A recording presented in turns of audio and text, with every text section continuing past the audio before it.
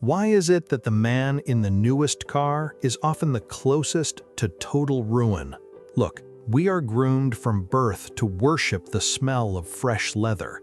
We think a shiny hood is a badge of merit. The world calls it success. The bank calls it a leash. James is 25 years old today. He just landed a senior role at a sleek tech firm in the city. He feels the weight of his hard work paying off.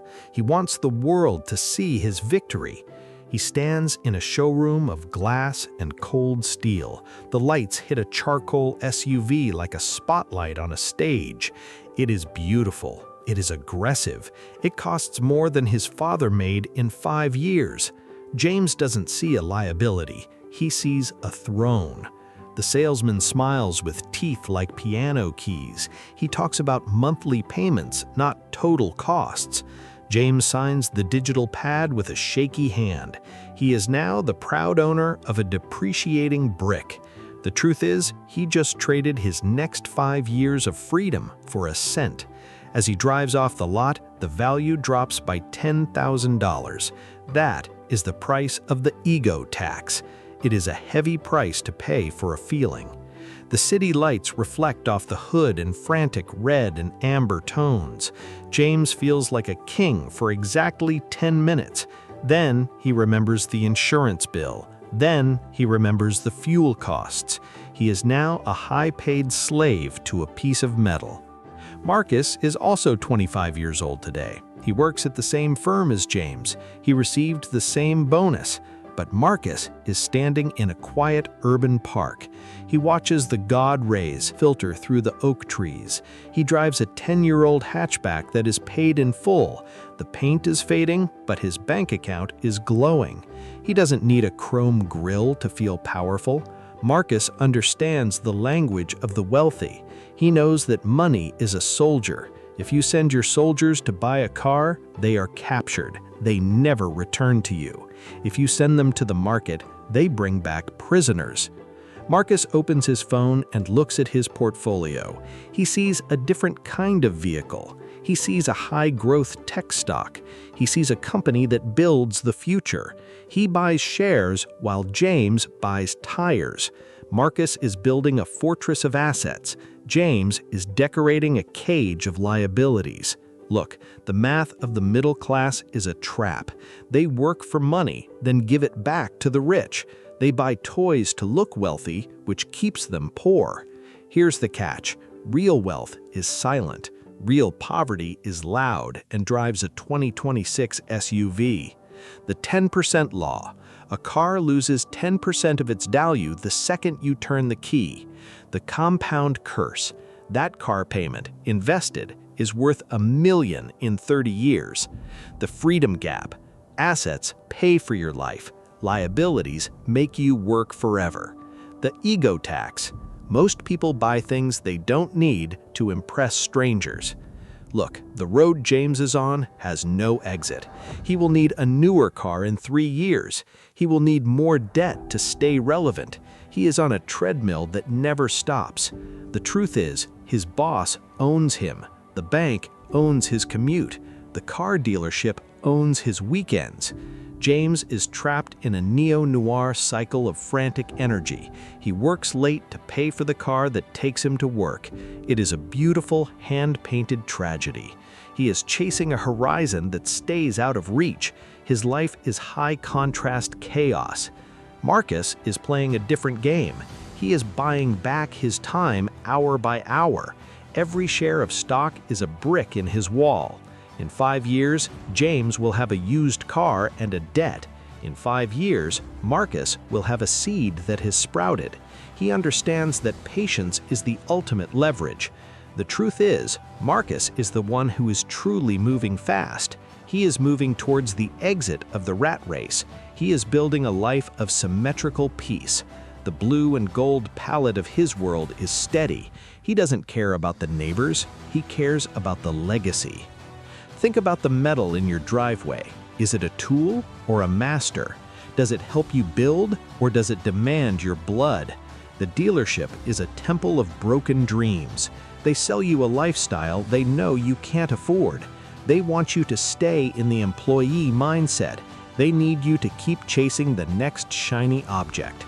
Look, the most expensive car is the one that costs you your future. Here's the catch. You can have the car later if the assets pay for it. But James wants the prize before the finish line. He is eating his seed corn instead of planting it. The city is a beautiful glass-covered lie. It whispers that you are what you own. It screams that your worth is measured in horsepower. James listens to the scream. Marcus listens to the silence. One is a prisoner of the neon traffic. One is the architect of his own destiny. The truth is, the choice happens every morning. It happens with every paycheck. It happens when you decide between a steering wheel and a ticker symbol. Don't be the man with the shiny car and the empty soul. Be the man with the old car and the private empire. The watercolor world of the investor is lush. It is filled with growth and light. The high contrast world of the consumer is draining. It is filled with static and noise. Look, your 25-year-old self is the greatest asset you have. Don't waste it on a depreciating liability. The truth is, freedom doesn't smell like new leather. Freedom smells like a dividend check. It smells like a Monday morning where you don't have to leave the house. It smells like the God rays in a park you own. James is driving fast to nowhere. Marcus is sitting still and arriving everywhere. Stop looking for validation in the eyes of strangers. Start looking for security in the rows of your spreadsheet. The bank is not your friend. The salesman is not your brother. The only person looking out for you is your future self. Don't let that version of you down. Don't hand him a pile of rust and a stack of bills. Hand him a portfolio that breathes. Hand him a life that is hand-painted with intention. The new car is a temporary high. The new stock is a permanent foundation. Choose the foundation. Choose the exit. Choose the life that Marcus is building. The rain-slipped streets of the city are unforgiving. They swallow the dreamers who don't have a plan. James is a dreamer without a map. Marcus is an architect with a blueprint. The truth is, the car will eventually break down. The market will eventually go up. One is a certainty of loss. One is a probability of gain. Why would you ever choose the loss? Look, the ego is a hungry beast. If you feed it, it only grows larger. Starve the ego. Feed the asset column.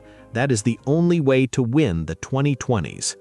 A car is just a way to get from point A to point B. If point B is a debt trap, you are driving the wrong way. Turn around. Look at the numbers. The cold, pragmatic truth is all that matters. Robert Kiyosaki would tell you to wake up. He would tell you to stop being an employee of your own vanity. Be the master of your own capital. Build the orchard before you buy the fruit. The world is waiting for those with the eyes to see it. It is a world of balance and beauty. It is a world where Marcus is king. Every cent you spend is a vote for your future. Are you voting for a master or are you voting for a revolution? James is voting for the status quo. Marcus is voting for an uprising. The truth is, the SUV will be in a junkyard in 20 years. The stock will have split 3 times. The choice is yours. Don't let the digital glow of the dashboard blind you. Look at the light shafts. Look at the dust motes.